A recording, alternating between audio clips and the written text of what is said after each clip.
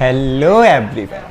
In this lecture, we will cover the gluteus muscle. तो gluteus muscle क्या होगी, नाम इंडिकेट कर रहा, ऐसी मसल्स जो कि हमारे ग्लूटियर रीजन में प्रेजेंट होंगी। तो 10 मसल होती हैं जिसमें से हम 7 या 8 मसल पढ़ेंगे जो कि इम्पोर्टेंट है और ताकि ईजी रहें, क्योंकि इसके ऊपर आता है लॉन्ग क्वेश्चन फॉर 10 मार्क्स, तो हम उस हिसाब से कवर करेंगे। तो स्टार्ट करते हैं। सबसे पहली जो हमारी 3 मसल होंगी, देखो वो तो नाम ही इंडिकेट कर रहा कि ग्लूटियस रीजन की है ना, ग्लूटियर रीजन की है। Gluteus Maximus, gluteus medius and gluteus minimus. और ये अपन ने कहाँ पर पढ़ा था, शोल्डर जॉइंट में। एक तो मूवमेंट में, दूसरी चीज़ उसके हमने रिलेशन देखे थे, पोस्टीरियर रिलेशन, वहाँ ये तीनों मसल थी, है ना। पोस्टीरियर में और सुपीरियर में भी आ रही थी मैक्सिमस। तो ये अपन वहाँ भी पढ़े हैं। तो अगर हम इन तीनों का ओरिजिन देखें ना, तो तीनों का ओरिजिन होता है ग्लूटियल सरफेस ऑफ इलियम से, है ना। आपकी हिप बोन है, उसमें आपकी 3 बोन थी ना, इस्चियम, इलियम, प्यूबिस। तो जो उसकी इलियम बोन है उसका एक सरफेस होता है, उसे हम बोलते हैं ग्लूटियस सरफेस। और उसे ग्लूटियस सरफेस इसीलिए बोला जाता है, वहाँ से तीनों ग्लूटियस मसल, मैक्सिमस, मीडियस और मिनिमस, तीनों ओरिजिनेट होती हैं। एक साइड से आपकी मैक्सिमस होगी, एक साइड में मिनिमस, और दोनों के बीच से होती है मीडियस। क्योंकि वहाँ आप देखना ना, anterior gluteal line, posterior gluteal line, ये मैंने बहुत सिंपल में वो किया है ताकि आपको लिखने में ईजी हो। आप और डिटेल में लिखना चाहते हो तो इनकी बिल्कुल एग्जैक्ट लोकेशन भी लिख सकते हो। तो तीनों का ओरिजिन कहाँ से होगा, ग्लूटियल सरफेस ऑफ इलियम से, इन तीनों का ये हमने देखा। अगर आगे बढ़े हम इंसर्शन में, तो इंसर्शन क्या होगा, सिर्फ इसका याद रखना है, that is gluteal tuberosity, gluteus maximus का बस इंसर्शन। कहाँ पर, ग्लूटियल टेब्रोसिटी। कहाँ पर होगी टेब्रोसिटी, देखो एक वर्ड होता है ट्यूबरकल। ट्यूबरकल का मतलब क्या होता है, एक थोड़ा सा उठा हुआ भाग। और जब वही उभरा हुआ भाग, उठा हुआ भाग एक लंबा थोड़ा सा हो जाए ना, हम बोलते हैं साइज इंक्रीज कर ले, तो हम उसे बोलने लगते हैं ट्यूबरोसिटी। और ये ट्यूबरोसिटी रहेगी आपकी फीमर बोन में, अपन ने पहले भी डिस्कस किया, ग्लूटियल टेब्रोसिटी, वहाँ इसका इंसर्शन होगा। इसके अलावा इसके बाद हम जितनी भी मसल पढ़ेंगे सबका इंसर्शन एक ही है, common insertion, that is greater trochanter of femur. Greater trochanter of femur, trochanter क्या है, जैसे आपने ह्यूमरस बोन पढ़ी होगी तो ट्यूबरकल पढ़ा होगा, greater tubercle and lesser tubercle, वही मैंने ट्यूबरकल बताया ना, उठा हुआ भाग। सेम है आपकी फीमर बोन में, अपर एंड में देखना पीछे की साइड 2 ट्यूबरकल, एक बड़ा, तो उसे एक्चुअली में ट्रोकेंटर बोलते हैं हमें यहाँ पर फीमर में। तो एक रहता है ग्रेटर ट्रोकेंटर, एक होता है लेजर ट्रोकेंटर। तो ये सारी इंसर्जनेट होती हैं ग्रेटर ट्रोकेंटर में। आगे देखें नर्व सप्लाई, तो जैसा नाम है ग्लूटियल, इन्हें सप्लाई भी करेगी आपकी ग्लूटियल नर्व। तो तीनों में आप क्या लिख सकते हो, ग्लूटियल नर्व। और एग्जैक्ट देखें तो इसको इन्फीरियर ग्लूटियल नर्व और इन दोनों को सुपीरियर ग्लूटियल नर्व। इसके बाद अब हम बात करते हैं एक्शंस की, कि ये क्या क्या मूवमेंट परफॉर्म करती हैं। तो जो सबसे फर्स्ट आपकी रहेगी, ये परफॉर्म करेगी एबडक्शन, तीनों एबडक्शन करती हैं। पहली चीज जितनी भी ग्लूटियस मसल है ना, एबडक्शन किसका, थाई का, एबडक्शन करेंगी तीनों। इसके साथ साथ जो आपकी मैक्सिमस रहती है वो कराती है लैटरल रोटेशन थाई का, और ये दोनों आपकी मीडियस और मिनिमस कराती हैं मीडियल रोटेशन ऑफ थाई। और सिर्फ यही दो बस याद रखना कि आप मीडियल रोटेशन कराएंगी, बाकी ऊपर वाली लैटरल रोटेशन, और इसके नीचे हम जितनी भी अभी मसल पढ़ेंगी सारी कराएंगी लैटरल रोटेशन। तो बस ये दोनों क्या कराएंगी, मीडियल, इसके अलावा बाकी की लैटरल रोटेशन, और ये तीनों ही कराती हैं एबडक्शन भी। इसके बाद ये हुई हमारी 3, मैक्सिमस, मीडियस और मिनिमस। फोर्थ मसल है हमारी प्रीफॉर्मिस या पायरीफॉर्मिस, आप जो भी बोलें।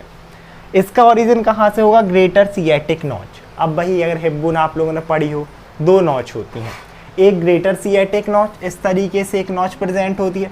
फिर और हम स्ट्रक्चर देखें तो हमें एक छोटी सी नॉच मिलती है, इसे हम बोलते हैं लेजर सिएटिक नॉच। तो एक ग्रेटर एक लेजर, इसका ओरिजिन कहाँ से हो रहा है, आपकी ग्रेटर सिएटिक नॉच से। इसके बाद इंसर्शन मैंने बताया कि कॉमन है, that is greater trochanter of femur. आगे देखें नर्व सप्लाई, तो नर्व सप्लाई में हमारा आएगा ventral rami of S1S2। Simple सी आप सैक्रल जो हमारी नर्व होती है ना, first and second sacral nerve लिख सकते हो। और एक्शन मैंने बताया, सिर्फ इन 2 का आप मीडियल रोटेशन लिख दो, बाकी सब में आप क्या लिखोगे, लेटरल रोटेशन ऑफ थाई। हमारी नेक्स्ट मसल है जेमिलस सुपीरियर और इसके बाद जेमिलस इंफीरियर। अब इसको अगर आप लोगों ने शॉर्ट में पढ़ा होगा तो सुपीरियर जेमिलाई या फिर हम इंफीरियर जेमिलाई भी बोल देते हैं। तो सुपीरियर जेमिलाई से स्टार्ट करते हैं। इसका ओरिजिन कहाँ से होगा, हमारी लेज़र सिएटिक नॉच से।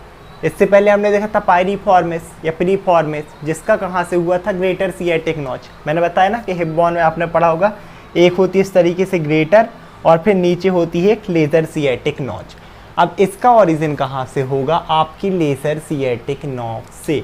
लेकिन उसके भी, क्योंकि सुपीरियर जेमिलस नाम ही है, लेज़र सिएटिक नॉच अगर हमारी ये रही, ये वाली, तो उसके भी अपर पार्ट से, यहाँ इस वाले पार्ट से होता है इसका ओरिजिन। और लेज़र सिएटिक एक हमारी सुपीरियर ये है जेमिलस इंफीरियर या इंफीरियर जेमिलाई, तो इसका ओरिजिन होता है इसी आपकी लेज़र सिएटिक नॉच के इस लोअर वाले पार्ट से। इन दोनों का ये क्या हो गया, ओरिजिन।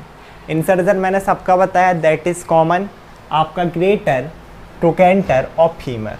इसके बाद बात करते हैं नर्व सप्लाई की। तो नर्व सप्लाई हम देखें तो इसके लिए करती है नर्व टू ऑब्चुरेटर इंटरनस। जो आपकी नर्व ऑब्चुरेटर इंटरनस को सप्लाई करती है वो इसे भी सप्लाई करेगी, आपकी जेमिलस सुपीरियर को। इसके अलावा जो आपकी जेमिलस इंफीरियर है, इसे जो नर्व सप्लाई करेगी, that is nerve to quadriceps femoris. इसके बाद अब हम अगर एक्शन की बात करें तो वो भी हमारे कॉमन है, that is lateral rotation of thigh, जो कि सभी को परफॉर्म करना है, सिर्फ मीडियस और मिनिमस को छोड़कर, क्योंकि वो क्या परफॉर्म कर रही थी, आपका मीडियल रोटेशन। आगे बढ़ें तो हमारी 7th है ऑब्चुरेटर इंटरनस। ऐसे ही इसका भी 2 पेयर रहता है, एक ऑब्चुरेटर इंटरनस, एक ऑब्चुरेटर एक्सटर्नस। अब आपने ऑब्चुरेटर फोरामेन पढ़ा होगा, तो है ना, हिप बोन जब पढ़ी होगी तो वहाँ पर ऑब्चुरेटर फोरामेन। तो क्या होता है कि उसी फोरामेन में अगर हम देखें तो एक मेम्ब्रेन रहती है ना, जिसे अपन बोलते हैं ऑब्चुरेटर मेम्ब्रेन।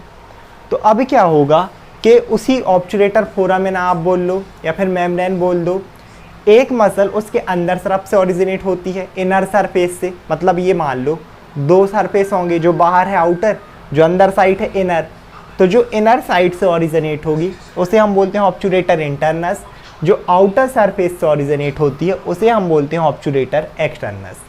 तो इनर वाली इनर सरफेस ऑफ ऑब्चुरेटर मेम्ब्रेन से ओरिजिनेट होगी, जबकि आपकी एक्सटर्नस किससे ओरिजिनेट होगी, आउटर सरफेस ऑफ ऑब्चुरेटर मेम्ब्रेन, चाहे आउटर बोल लो एक्सटर्नस बोल लो। इसके बाद ओरिजिन है, इंसर्शन सबका सेम है, that is greater trochanter of femur. इसके बाद अब क्योंकि देखो ऑब्चुरेटर इंटरनस मसल है आपकी, तो कौन सी नर्व, नर्व टू ऑब्चुरेटर इंटरनस, ये याद रखना तो बहुत ईजी हो गया। इसके अलावा ये देखो यहाँ पर भी ऑब्चुरेटर एक्सटर्नस, तो यहाँ पर भी ऑब्चुरेटर नर्व ही सप्लाई करेगी, बट इसका पोस्टीरियर डिवीज़न। आप सिर्फ ऑब्चुरेटर नर्व ही याद रख सकते हो। एक्शन हमें पता ही है कि इन सभी को क्या परफॉर्म करना है, लेटरल रोटेशन। तो अगर आप देखें तो बहुत ही ईजी है, क्योंकि जितने भी हमने इंसर्शन देखे सबके कॉमन है ग्रेटर ट्रोकेंटर, सिर्फ आपका मैक्सिमस का छोड़ के, है ना, जिसकी आपकी ग्लूटियल टर्बोसिटी थी। उसके बाद अगर आप देखें तो सभी के जो एक्शन है that is lateral rotation, medius और मिनिमस को छोड़कर, क्योंकि वो मीडियल रोटेशन करवा रही थी। ऑलमोस्ट ये चीज़ें भी आप देखो तो बहुत ईजी हो जाएगी, जैसा नाम है वहीं से ओरिजिन है और वैसे ही नर्व है क्या कर रही है, सप्लाई कर रही है। अब इम्पोर्टेंट चीज़ हम देखते हैं कि क्लिनिकल, कि अगर इन मसल को डैमेज हो जाए तो क्या क्लिनिकल देखने मिलेगी, क्या डिफ़िकल्टी हो सकती है।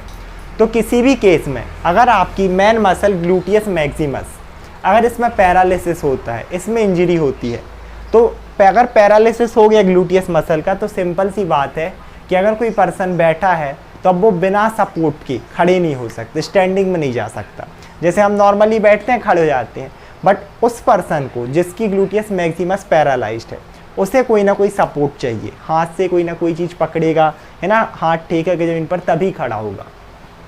इसके बाद अगर आपकी मीडियस और मिनिमस में दिक्कत आ जाए, क्योंकि मेन तो भाई है मीडियस, मिनिमस, मैक्सिमस, अगर मीडियस और मिनिमस में आपका पैरालिसिस है तो पर्सन फिर हम बोलते हैं करेक्टली चल नहीं सकता, उसे वॉकिंग में प्रॉब्लम होगी।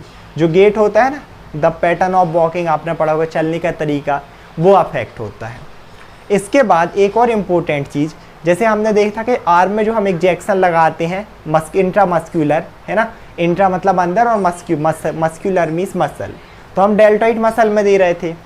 सेम एज अब यहाँ पर जो इंजेक्शन दिए जाते हैं ये मेनली आपके ग्लूटियर रीजन में यहीं पर, एक तो ग्लूटियस मीडियस और ग्लूटियस मिनिमस में ही दिए जाते हैं। और ये इसलिए क्योंकि ये लार्ज मसल हैं, तो यहाँ पर इंजेक्शन से कोई भी वेसल के डैमेज होने के चांसेस कम है, क्योंकि मसल बड़ी है तो आप इजीली इंजेक्शन यहाँ पर दे सकते हो। आई होप आप लोग वीडियो समझ में आया होगा। Thank you so much everyone.